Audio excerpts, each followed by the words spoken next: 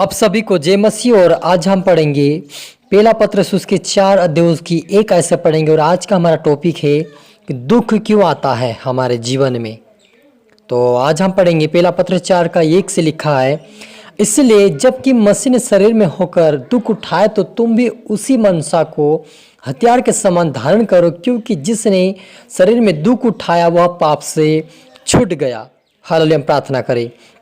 धन्यवाद मेरी शिराजा प्यारे पिता परमेश्वर, आज के वचन आपके कलाम से मेरे पिता हर एक से बात है कि प्रभु जी आपके बेटा बेटे जितने देख रहे सुन रहे प्रभु जी, दिन के दिन में कोई दुख या तकलीफ हो प्रभु आज से दूर होने पाए पिता। और ये प्रभु जी आपके आनंद में आपकी महिमा मगन होकर तेरी महिमा करने पाए और तेरे अनंत जीवन की वारिस बनाए ऐसा पिता हरि को बना प्रभु जी। पवित्र आत्मा मदद सहायता कर मेरे शिराजा सबको तेरा आत्मा सौंपते। पवित्र आत्मा आप मेरे मुख से होकर बोले आज का वचन हरि के जीवन में 100 गुना फल ऐसा होने दे मेरी शिराजा। ये प्रार्थना दुआ यीशु तेरे मीठे मधुर नाम से मांगते हैं, आमीन।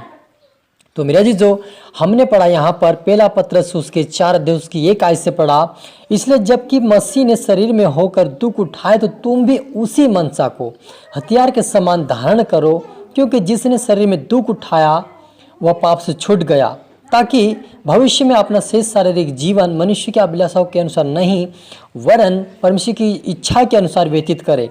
हालेलुया। मेरे अजीजों, यहाँ पर लिखा कि जैसे प्रभु ने दुख उठाया वैसे तुम भी शारीरिक जीवन में दुख उठाओ। मेरे अजीजों, हम देखते हैं कि यीशु मसीह आप और मेरे पापों के लिए आया और वो अपने आप और मेरे पापों को अपने ऊपर उठा लिया और वो दुख को सहा। वो 39 कोड़े का मार खाया, वो कांटे का मुकुट पहनाया गया, उसको भाला मारा गया, उससे दुख तड़ना दी गई, फिर भी वो सहते रहा और आप और मेरे पापों को उठाया और वे नरक में गया 3 दिन तक और तीसरे दिन जी उठा और फिर स्वर्ग में चला गया। तो मेरे अजीजों, यदि आप और मेरे जीवन में कोई दुख आ रहा है तो आप समझ लीजिए कि आप प्रभु के कार्य में शामिल हो चुके हैं। अब यीशु मसीह सहभागिता है, क्योंकि जब हम मसीह में आते हैं तब दुखी होते हैं, तब हम सुख में आते हैं, लेकिन कुछ दिनों के बाद हमारे जीवन में दुख यदि वापस आ रहा है तो इसका मतलब ये कि हमारे जीवन में ताड़ना इसीलिए आ रही है कि हम दुख उठाए और प्रभु की मनसा को धारण करें, उसके समान हम भी कोड़े खाएं और दुख में ताड़ना में होकर हम निकल कर उसके राज्य की वारिस बने। क्योंकि हमारे जीवन में दुख इसलिए आता मेरे अजीजों कि हम दुख उठाएं और प्रभु की महिमा करें, और दुख इसीलिए आता है कि हम पापों से छूट जाएं और हम संसार के अनुसार नहीं लेकिन प्रभु की इच्छा के अनुसार चलने वाले बन जाए। इसीलिए आप पर मेरे जीवन में दुख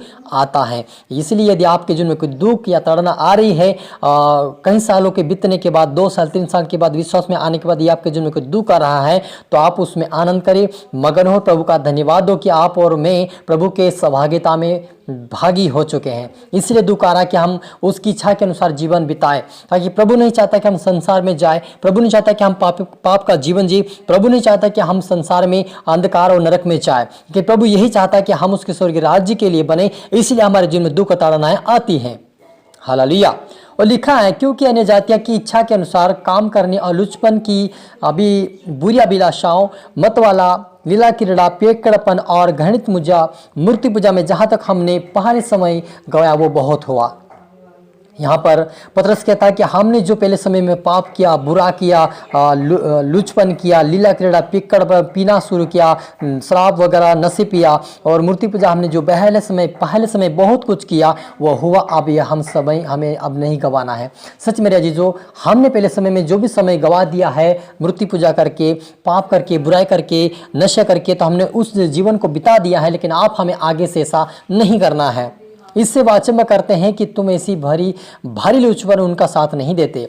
मेरे अजीजों, याकूब पत्रस यहाँ पर कहता है कि तुम ऐसे जो लुचपन करते हैं, पिक्कड़पन है, लीला क्रीड़ा वाले हैं, मूर्ति पूजा वाले, उनके तुम साथ नहीं देते, इसलिए तुम्हारी वो निंदा करते हैं। और यदि तुम्हारी वो निंदा करते हैं तो आप मगन और शांति रहे, क्योंकि प्रभु यीशु मसीह जब अपनी महिमा में प्रकट होगा तो वो हमें अपना प्रतिफल देगा। और हर व्यक्ति जो अच्छा करेगा वो भी अच्छा उसका न्याय चुकाएगा परमेश्वर के सामने, और जो बुरा करेगा उसका भी बुरा प्रतिफल मिलेगा यीशु मसीह के सामने, क्योंकि प्रभु यीशु मसीह एक दिन अपनी महिमा में आएगा और सबको उसके प्रतिफल उनको जो उनका कर्म के अनुसार उनको देगा। क्योंकि मरे हुए को भी सुसमाचार इसलिए सुनाया गया कि शरीर में तो मनुष्य के अनुसार उनका न्याय हो, पर आत्मा में परमेश्वर के अनुसार जीवित रहे। हालेलुया। मरे हुए वही मेरे अजीज जो आत्मा में मर चुका है, प्रभु की भक्ति आराधना नहीं करता लेकिन अंधकार में जा चुका है, वो आत्मीय रीति से मरा हुआ है। इसलिए उसको सुनाया गया था कि वो आत्मिकता में जिए और आत्मा में जीकर परमेश्वर के राज्य की वारिस बने। और जब हम पहला पत्रस 4 के 12 में पढ़ते कि हे प्रियो, जो दुख रूपी अग्नि तुम्हारे परखने के लिए तुम्हें भड़की है, इससे यह समझ कर अचंभ ना करो कि कोई अनोखी बात तुम पर बीत रही है, पर जैसे जैसे मसीह के दुखों में सहभागी होते हो आनंद करो, जिससे उसकी महिमा के प्रकट होते समय भी तुम्हें आनंदित और मगन हो। हालेलुया। मेरे अजीजों, यदि आपके जीवन में कोई दुख, कोई ताड़ना है, आपके जीवन में भारी से भारी आ रहा है, आपको सह नहीं पा रहे हैं, तो उसमें भी आप आनंद करें, प्रभु का धन्यवाद, उसकी आराधना, उसकी भक्ति करें, ताकि प्रभु में जब हम आनंदित होंगे तो एक दिन हमें स्वर्ग राज्य में भी आनंद और मगन मिलेगा। हालेलुया। और वहाँ पर हमें परमेश्वर की महिमा करने का समय मिलेगा, परमेश्वर की आराधना करने का समय मिलेगा, परमेश्वर से बातें करने का समय मिलेगा, और हम आनंदित मगन अगर यहीं पर रहेंगे, दुख में भी हम सुख को महसूस करेंगे, तो ऑटोमेटिक परमेश्वर हमें सुख शांति देगा और स्वर्ग राज्य में भी हमें आनंद और मगन देगा वो। हालेलुया। इसलिए आगे कहता है कि 15 आयत में लिखा कि तुम में से कोई व्यक्ति हत्यारा या चोर या कुकर्मी होने या पराये काम में हाथ डालने के कारण दुख ना पाए, पर यदि मसीह होने के कारण दुख पाए तो लज्जित ना हो, पर इस बात के लिए परमेश्वर की महिमा करे, क्योंकि वह समय आ पहुंचा कि पहले परमेश्वर के लोगों का न्याय किया जाए, और जबकि न्याय का आरंभ हम ही से होगा तो उनका क्या अंत होगा जो परमेश्वर के सुसमाचार को नहीं मानते हैं। हालेलुया। मेरे अजीजों, यहाँ पर पतरस कहता है कि यदि कोई पाप करे, बुराई करे और दुख उठाए तो उससे कोई लाभ नहीं हो सकता है, और ऐसा कभी ना कर। लेकिन यदि कोई प्रभु में आकर दुख उठा रहा है, प्रभु की ताड़ना को सह रहा है, कोई सताव आ रहा तब भी वो सह रहा है और प्रभु की महिमा कर रहा है, तो वो कहता है कि हम लोगों से ही न्याय करेगा प्रभु यीशु मसीह, और एक दिन जो उसके इच्छा के अनुसार चलते, वचन के अनुसार चलते, उनका अच्छा प्रतिफल मिलेगा, वो स्वर्गीय राज्य की वारिस बनेंगे। लेकिन जो वचन को नहीं मानते उनका क्या होगा? क्योंकि लिखा है 16 आयत के अंदर कि यदि धर्मी व्यक्ति ही कठिनाई से उद्धार पाएगा तो भक्तिहीन और पापी का क्या ठिकाना होगा।